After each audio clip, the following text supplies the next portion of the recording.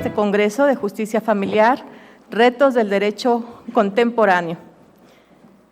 En este tercer Congreso Nacional de Justicia Familiar, que se realizó en el marco del Día Internacional de la Familia, 15 de mayo, contamos con la participación de ponentes nacionales e internacionales, quienes expusieron temas de gran relevancia en el derecho de familia contemporáneo. La doctora Francia Fariña señaló que la justicia terapéutica pretende humanizar los aspectos legales, judiciales y psicológicos de las problemáticas familiares, entre ellos los divorcios y las separaciones familiares. Precisó que en España se ha considerado un problema de salud pública con motivo del impacto que produce en sus integrantes, particularmente en niñas, niños y adolescentes. Estos efectos van desde problemáticas de conducta, deterioro en las destrezas cognitivas, sociales y académicas, que en algunos casos permanecen en la vida adulta. Concluyó que la justicia terapéutica pretende no solo la resolución de los casos judiciales, sino también de las causas que los suscitan. Agregó que para obtener un tribunal de excelencia se debe mirar a la justicia terapéutica, formando operadores jurídicos con el paradigma de la justicia terapéutica y abandonar, en la medida de lo posible, el abordaje contencioso que no ayuda a la recuperación de la familia. Por el contrario, incrementa conflictos y problemas de salud. Por su parte, la doctora Milagros Otero Parga invitó a los operadores jurisdiccionales a analizar con detenimiento los procedimientos en los que se denuncie violencia familiar dirigida a personas adultas mayores, ya que habitualmente son víctimas de violencia, particularmente en tratándose de mujeres. También se encuentran en situaciones de marginación y discriminación económica, discapacidad física e incluso analfabetismo tecnológico que las visibiliza en el núcleo familiar y en la sociedad. Destacó que las y los juzgadores deben atacar tales fenómenos mediante el empoderar de las mujeres en general y de las mayores en particular, promover una amplia red de centros de formación para los jóvenes y acogida para personas mayores, educar a la sociedad y a la familia en el respeto por la igualdad, trabajo y tolerancia. Con el doctor Nicolás Espejo Jaksic analizamos la constitucionalización del derecho de familia. Precisó que el derecho positivo se constitucionaliza cuando el ordenamiento jurídico se impregna de las normas constitucionales a través del desarrollo de la doctrina y los precedentes, importando la obligatoriedad directa de las normas y principios, así recogidos para todos los órganos del Estado, incluidos los tribunales y particulares. Así, el proceso de constitucionalización se sustenta en tres elementos comunes: una progresiva precisión en torno a las nociones implícitas de las normas constitucionales relacionadas con la vida familiar, la incorporación de una serie de instrumentos internacionales de derechos humanos que incluyen disposiciones pertinentes para la regulación de la vida privada y familiar y a los que se ha reconocido jerarquía constitucional, y el desarrollo de jurisprudencia en la materia, emanada de los órganos nacionales competentes para llevar a cabo el control de constitucionalidad. En el abordaje del tópico del derecho de familia con perspectiva de discapacidad, la maestra Mariana Díaz Figueroa nos llevó a reflexionar sobre los diversos modelos y enfoques con los que históricamente se ha abordado la discapacidad en la sociedad y el derecho, pasando por modelos como el de presidencia, el médico rehabilitador, el modelo social, hasta llegar al modelo de derechos humanos. Modelo que reconoce a las personas con discapacidad como titulares de derechos, centrándose en la dignidad humana, y obliga a los operadores judiciales a promover y respetar los derechos de las personas con discapacidad para que éstas efectivamente los ejerzan en igualdad de condiciones que el resto de la población, sin discriminación alguna, sin estereotipos, reiterando su dignidad, el respeto por la diferencia y diversidad que implica la discapacidad, además de promover su inclusión y participación plena y efectiva en la sociedad. El doctor Ernesto Monroy Yurrieta en su ponencia Infancias con referentes de crianza en prisión, presentó un diagnóstico estadístico realizado en los centros penitenciarios donde existen mujeres privadas de su libertad, que dará la base a los juzgadores para repensar la forma de innovar procesos judiciales que garanticen no solo los derechos de las mujeres en prisión, sino también de los hijos que nacen o viven en reclusión, así como a lograr la integración familiar de estos niños, darles cohesión social, su visibilización, no estigmatización, reducir el impacto de la reclusión, garantizar condiciones óptimas de crianza en prisión, asistencia psicológica, médica, oportunidades educativas y finalmente su externación eficaz, cuando incluso muchas de las mujeres son abandonadas y no cuentan con una red de apoyo que asuma la crianza de los infantes que son externados. Joy Montserrat Ochoa Martínez, al disertar la ponencia Estrategias de visibilización y sensibilización al juzgar en casos que involucren derechos humanos con adultos mayores, resaltó que si bien no existen tratados especializados en adultos mayores, los juzgadores pueden basar su actuar en la normatividad nacional como la Ley de los Derechos de las Personas Adultas Mayores y estándares internacionales como la Convención sobre la Eliminación de todas las formas de discriminación contra la mujer, en los principios de las Naciones Unidas en favor de las personas de edad, la Convención Interamericana para prevenir, sancionar y erradicar la violencia contra la mujer, entre otras. Destacó la importancia de que los juzgadores en los juicios que involucren derechos de adultos mayores analicen con detenimiento y con un enfoque interseccional si se encuentra en riesgo algún derecho humano de este grupo de individuos para, en su caso, reducir los riesgos de vulnerabilidad, garantizando el respeto efectivo a los derechos humanos de autonomía, autodeterminación, participación, derecho a expresar su opinión, derecho al máximo nivel de salud, adoptando medidas de protección reforzada y de género que atienda aspectos de vulnerabilidad agravada, condición de género, origen étnico, incluso feminización del envejecimiento, ya que por lo general las que asumen el cuidado de adultos mayores son hijas, nietas, nueras, es decir, principalmente la carga de los cuidados se queda a cargo de mujeres. En la mesa de trabajo, análisis teórico práctico del modelo social de asistencia de la voluntad para personas con discapacidad y su participación en la justicia cotidiana,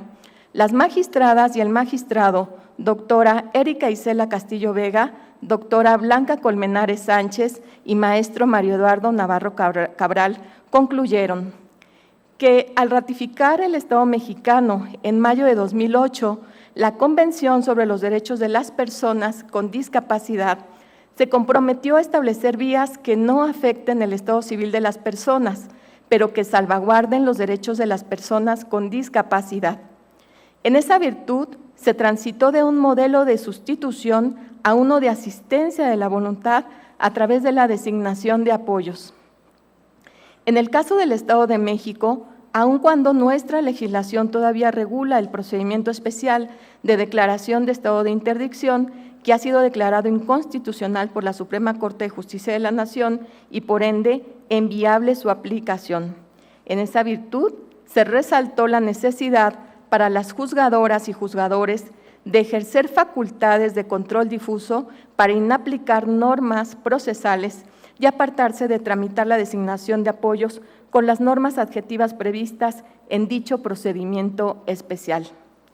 Se sugirió que la vía de tramitación será el procedimiento no contencioso, tanto para la designación de apoyos a instancia de la persona con discapacidad, así como en situación extraordinaria cuando se solicita por terceros, es decir, cuando no se ha podido conocer, incluso después de haber realizado esfuerzos razonables, la voluntad y preferencia de la persona y de haber ejecutado medidas de accesibilidad y ajustes razonables y la designación de apoyos sea necesaria para el ejercicio y protección de sus derechos.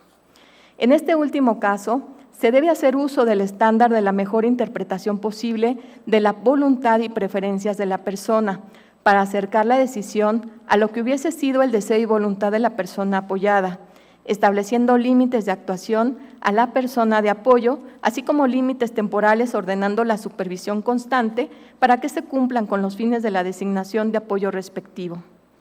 Las doctoras Olga Lidia Sanabria Telles y Nuria Vázquez Orellana, así como el maestro Daniel Alejandro Pérez Martínez, presentaron el protocolo de actuación del proceso de la coordinación de parentalidad del Poder Judicial del Estado de México. Destacaron como reto el cambio de paradigmas ante este nuevo servicio, del cual nuestra entidad es pionera. Esta coadyuvará a la protección integral de niñas, niños y adolescentes, restaurando los núcleos familiares para la construcción de una mejor sociedad. La maestra Carolina Alanís Romero, en la conferencia El modelo integral de atención a las víctimas de violencia familiar, compartió la importante labor que cumple la Comisión Ejecutiva de Atención a Víctimas del Estado de México, cuyo objetivo es permitir la representación y participación directa de las víctimas y ofendidos del delito, propiciando su intervención en la gestión y la construcción de políticas gubernamentales, así como el ejercicio de labores de vigilancia, supervisión y evaluación de las instituciones integrantes del Sistema Estatal de Atención a Víctimas, con la finalidad de garantizar un ejercicio transparente de sus atribuciones, así como la prestación del servicio de asesoría jurídica. Es así como, con el fin de garantizar una tutela efectiva de los derechos de las víctimas directas e indirectas de los delitos vinculados con la violencia de género, el asesor o asesora jurídico, además de brindar el patrocinio en materia penal, debe de determinar si existe la necesidad del patrocinio en materia familiar mediante los juicios de guardia y custodia, divorcio, pensión alimenticia, procedimientos de violencia familiar. Lo anterior con la finalidad de salvaguardar íntegramente la esfera jurídica de las víctimas. Por su parte, la doctora Bárbara Porter, al disertar la conferencia Violencia Vicaria, corresponsabilidad de visibilizar, atender y erradicar este tipo de violencia,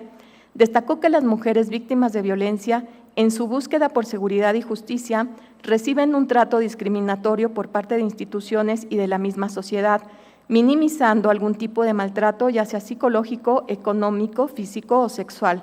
por lo que es de suma importancia entender la definición de violencia y, sobre todo, la vicaria.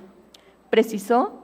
que en la mayoría de las ocasiones las mujeres madres son quienes más sufren violencia vicaria, la cual debe ser vista de manera igualitaria con los demás tipos de violencia. Asimismo, agregó que para que exista violencia vicaria es necesario que exista la violencia de género, ya que si no existe esta última violencia, puede tratarse de un maltrato infantil.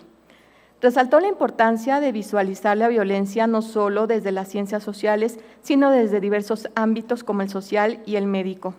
La doctora Olga María del Carmen Sánchez Cordero sostuvo que el Código Nacional de Procedimientos Civiles y Familiares es resultado de un arduo esfuerzo de más de 10 meses del grupo revisor, en el que participaron barras de abogados, magistrados, consejeros de la Judicatura, Profeco, Colegio de Notarios y organizaciones de la sociedad civil.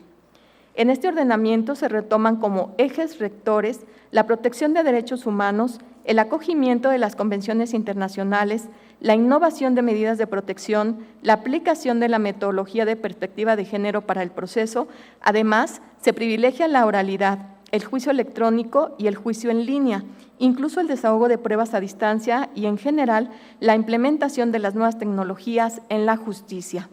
En materia de familia, las novedades tienen que ver con el procedimiento de declaración de ausencia, el de designación de sistema de apoyos para las personas con discapacidad y la efectividad de medidas de protección en los procesos de violencia.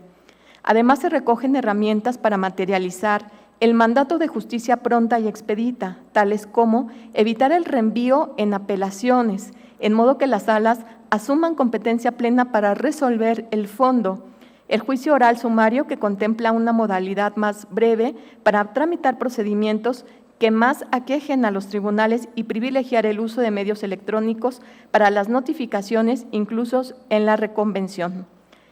Añadió la senadora que el código referido no es perfecto. Las leyes tienen un proceso de maduración en la realidad social, que en este caso es de 4 años, en el que se podrá ir haciendo ajustes para mejorarlo.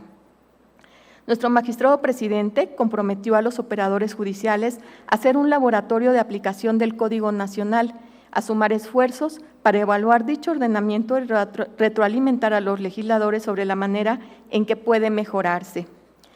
En la conferencia Procedimiento de ejecución de órdenes de restitución internacional de niñas, niños y adolescentes, el magistrado Óscar Gregorio Cervera Rivero señaló que tiene por objeto colocar al niño, niña o adolescente en la jurisdicción del juez competente para resolver sobre las cuestiones relativas a la patria potestad. Comúnmente se le llama solicitud, pero es un verdadero proceso porque incluye todos los recaudos para ser considerado así, incluso las medidas impugnativas. Hizo hincapié el magistrado Cervera en que la mejor práctica que se puede adoptar, aún en etapa de ejecución, es privilegiar el diálogo entre el sustractor y el progenitor abandonado para hacer lo más amable posible la restitución, sobre todo en aspectos operativos como el acompañamiento a la niña, niño y adolescente en su traslado, facilitación de sus documentos, la erogación de gastos, entre otros. El juez debe mediar haciendo reflexionar a los padres sobre la dificultad que supone para su hijo o hija el conflicto, empero cuando ello no funciona,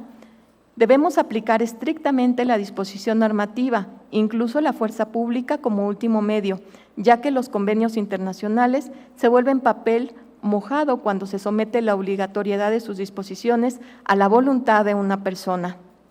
En la mesa de trabajo, Retos interinstitucionales en la restitución internacional de niñas, niños y adolescentes, la ministra María Noemí Hernández Telles hizo alusión al papel de la autoridad central en el proceso de restitución, que es dar cauce a las solicitudes internas o externas, esto es, cuando México es país de residencia habitual o de destino.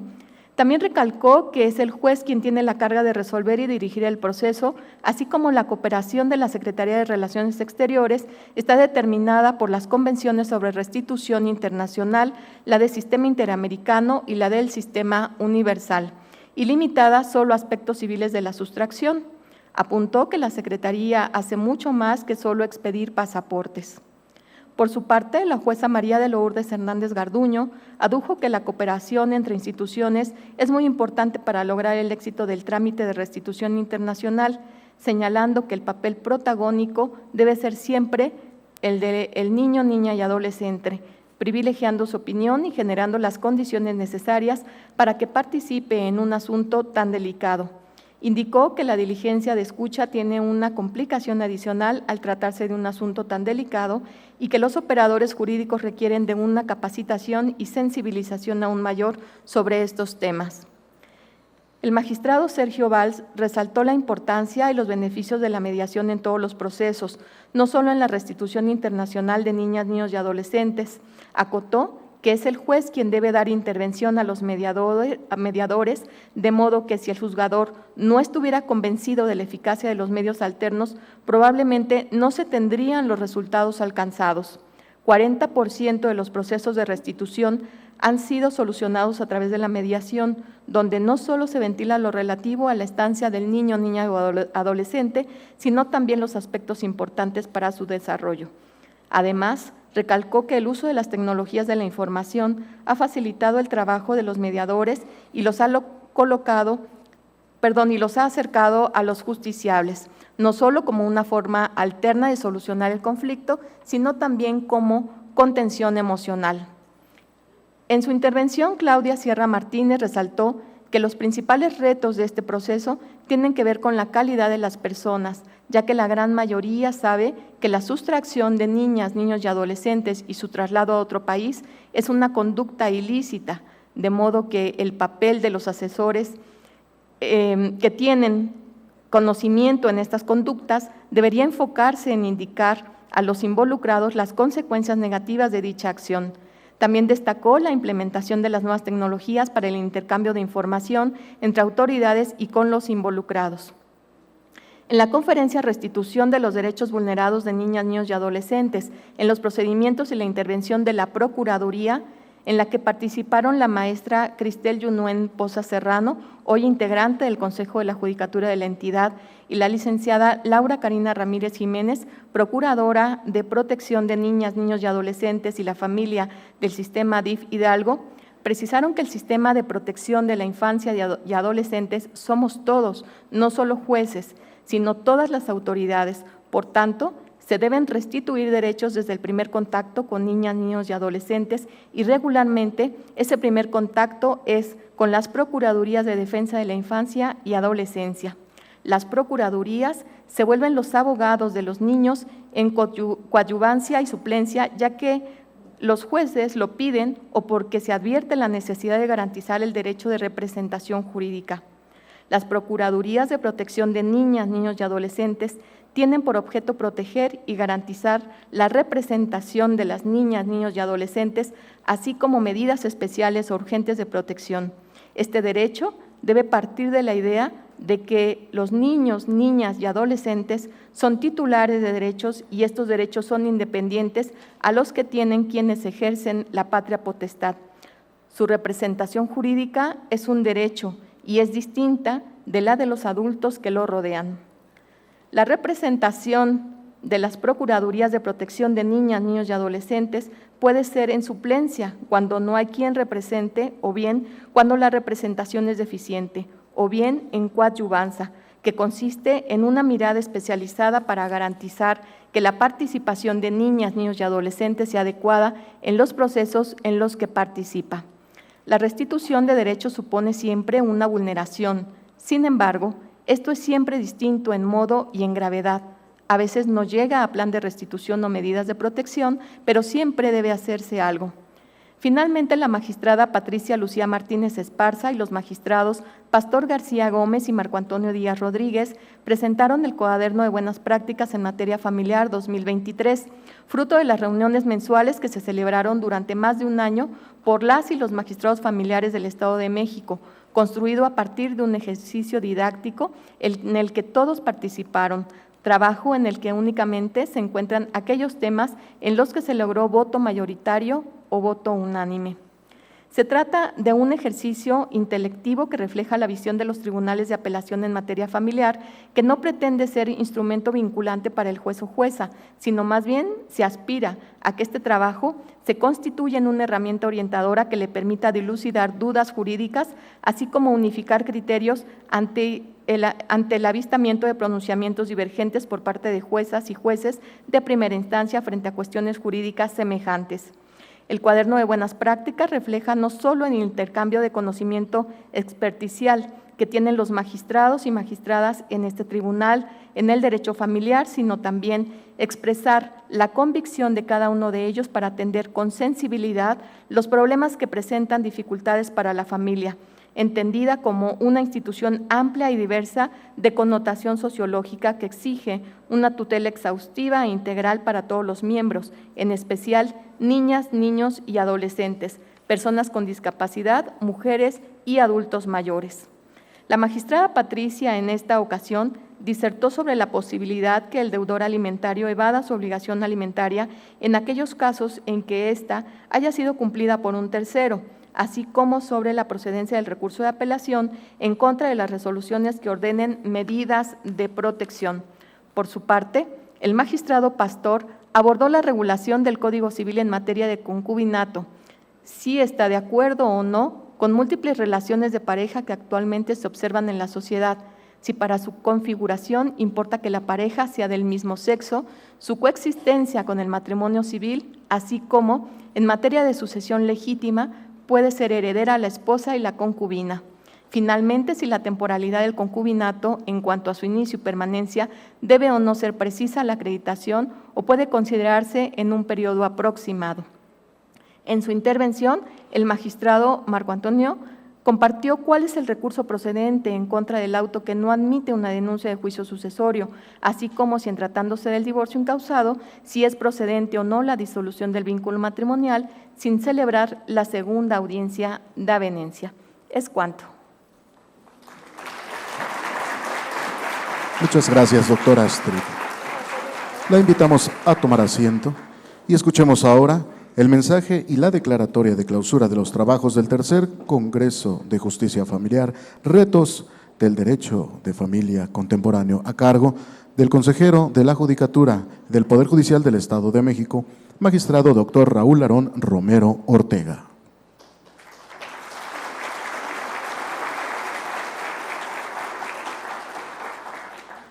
Como dice el gran libro, la vida para todo hay tiempo. El Congreso inició y ahora concluye. Solo quiero parafrasear un poema de Rosario Castellanos respecto a la noche de Tlatelolco. Ahí dice que la oscuridad engendra violencia y la violencia exige oscuridad para que cuaje el crimen. Pero también nos exige en ese poema, nos pide que recordemos, que recordar esa tragedia para ayudar a amanecer. Ahí modifico un poco el poema, espero no ser demandado, pero creo que no es tiempo de recordar, es tiempo de actuar. Es tiempo de actuar para lograr lo que ella propuso ahí, para que la justicia se siente entre nosotros. Y ahora, a nombre del señor presidente Ricardo Sodi Cuéllar, les pido ponernos de pie para efecto hacer la clausura formal.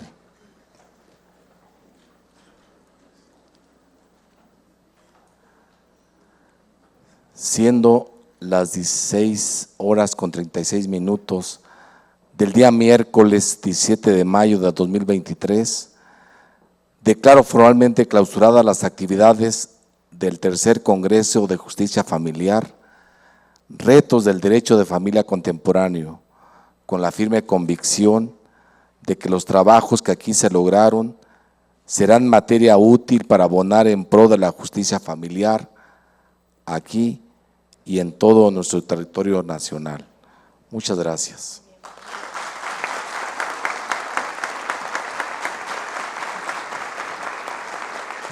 Muchas gracias, magistrado, muchas gracias a nuestros asistentes. Y es así como llegamos al final de este magno evento. Agradecemos a nombre de nuestras autoridades y del Poder Judicial del Estado de México la amabilidad de su asistencia y su atención. Muchas gracias y muy buenas tardes.